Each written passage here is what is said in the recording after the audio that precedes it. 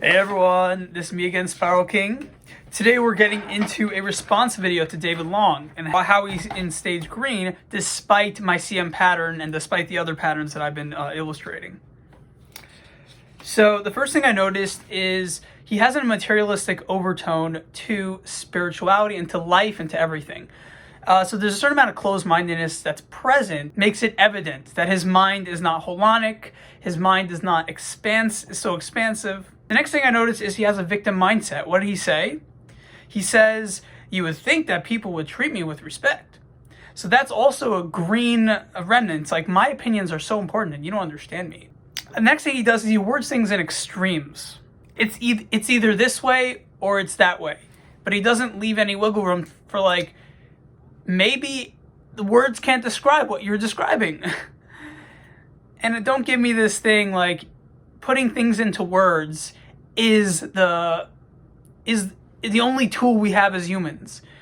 No, if you're not leaving yourself room to be wrong, then there's a problem. And if you try to throw that argument to me, anyone can argue with me, you know? I don't care. I'll just tell them what the truth is based on the evidence. If you throw ad hominems like Avidar Paradigms did, a guy named Matt who worked for Don Beck, yeah, I'm going to eventually block you because you're just being a you-know-what. But in general, I will hear you out and the models that you're using as the foundation, of course. The next problem is he gets caught up in semantics of the Bible. Like he's looking at the Bible and he's finding like intricate things going on in the daily conversations as if that's a projection of how to view life. He's not global. He's not holonic and expansive. It's as if he's speaking to an audience who staged blue and he is the wise green. But green generally thinks they're in clear. They think they're the geniuses. So yeah, I mean, this is not meant to insult, and I want him to continue teaching, because when you know someone's wrong, it helps you understand why you're right. So please keep going. But it shows a cognitive barrier against perceiving people as smart. And this is part of stage green narcissism. Now, this is not to say all of stage green are narcissists, but because there's an opinion to fight for, to show it's true, therefore, they're generally could be perceived as narcissists. The next thing he did when I was talking of extremes was he said religious symbols are just metaphors or archetypes, but there's nothing much you can learn from them. That's for lower stage stuff. This is your classic materialistic paradigm way of viewing things. He completely ignores and gaslights any other experience that you can have, any different kind of reality that you can have. Like, it's materialistic. It's either this reality is true or that reality is true, but both can't be true. That's pretty much what he's saying. So he's not holonic, he's not turquoise, don't even imply it. The most he's doing is he's starting the process of being integral. This is to explain how he has some elements of turquoise. The integral nature of integral life, or the four quadrants, or integral's way of viewing spirituality or various forms of it, it offers a mentality which automatically shifts you into turquoise. It's this nonlinear approach that is helping shift you into turquoise. So becoming integral leads to this kind of acceptance. David Long does not acknowledge the supernatural in general, and hence the rest of his stage green is prolonged. So this is to explain why he's staying in stage green, because that muscle, that expanded, that global mind muscle, to view other people's perspectives as potentially true in some fashion, including stage blue and stage red and stage purple, is not getting used. So he's staying in stage green because that muscle's not being worked. He doesn't want to accept it. There's a belief system. Why is that? There's many reasons why green doesn't want to accept the material, why it doesn't want to accept supernatural stuff. But I in my CM pattern, I discuss it.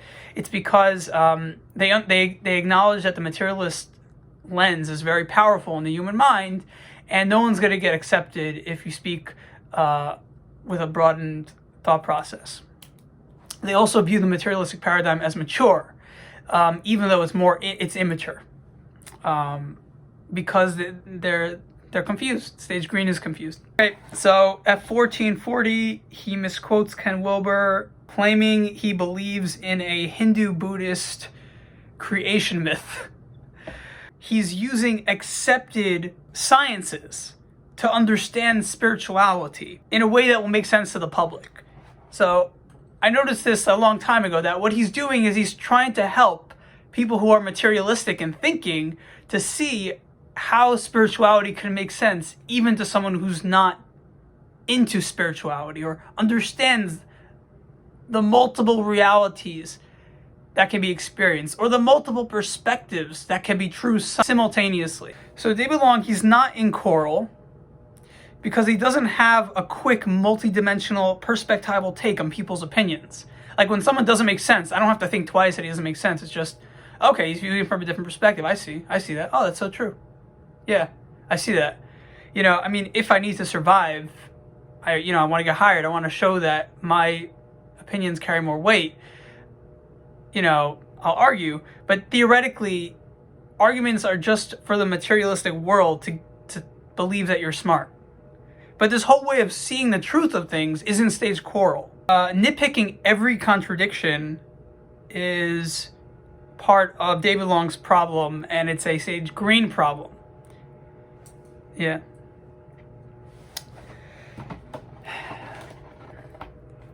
The next issue that I have with what he says, well, not an issue, just, he shows that his mind has not expanded yet.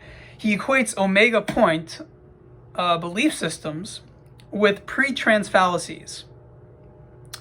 Because someone believes in omega points, basically the idea is that in many religions, you have this end of days phenomenon, right? Even Shunyamurti, who's in stage choral, believes in this. The end of days, that there's always this cycle where there's a destructive point. But one of the integral people, he believes in a spiritual end of times type of thing, but really many people believe in that, all across the spectrum. And even when I was entering into turquoise, I believed in that. Now, at this point, I mean, over time, I stopped caring about the beliefs. I don't actually believe in it. I don't not believe in it. It's just not relevant to my experience, but I don't dismiss it and I don't promote it. It's not true and it's not false. But if you get caught up in this, oh, that's a spiritual belief system, and therefore you're thinking on a lower grade of possibilities, that's wrong. Because even when I was entering into turquoise, I believed that. So no one knows what the V-meme of topaz is going to look like until you have enough topazes living in a culture. But from a early entry-level topaz perspective, one of the reasons I'm desiring money, not just to live, is because that's my view on life. Being in debt is bad because it restarts. I need to feel like I'm in charge of my life. Control again, right? The alpha, or safety. The alpha wanting to be domineering and in control is safety. Yeah, because you need to protect your place, your land, your shelter. So it's connected. So anywho, let's keep going. He didn't want to acknowledge the divinity that turquoise acknowledges. Okay. Oh, does this mean that all of turquoise will acknowledge divinity and the divine? They'll view it differently. Sam Harris. He's pretty much a materialist or rationalist, but at the same time, he secretly acknowledges that consciousness has no foundation, and as such, even your beliefs are not bad. It's just he has a personal agenda to get rid of beliefs. Therefore, he tries to teach people how to diminish thoughts because he thinks that's part of your suffering. And there's a bunch of religions like Buddhism that agree with this. I'll just read my notes and they'll show you. So his whole tone throughout the video is, I am smart. Never when I make videos do I believe that I'm that smart. I don't believe I have the ultimate truth. well, I technically do believe that I have a lot of truth, but that it's not coming from a place of people have to agree with me. It's coming from a place of I just need a job, Ken Wilber. You know, and if I didn't need a job, I probably would stop teaching. You know, and once I get a job, it'll be my job to teach. So I'll teach this. I don't go ahead saying I'm smarter than everyone else.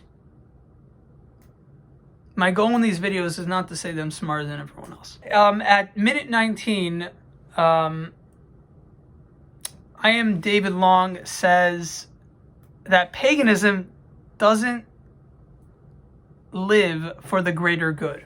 He also says that they're in their ego, the pagans. And he also says, hasn't mastered the self. Now, these are such big assumptions. In some way, the reason why he's saying this is because he fails to see why they failed. Because most pagans were in stage blue and purple. Mostly purple. And as such, so mastering the self is a problem in very early stages because of the preoccupation with survival. So he claims it has to do with paganism. It just has to do with the natural process of evolution leading to less self-centeredness. And with the pre-trans fallacy that Ken Wilber discusses, we understand that they were never better at being less selfish. Just let selfishness manifest it in a different way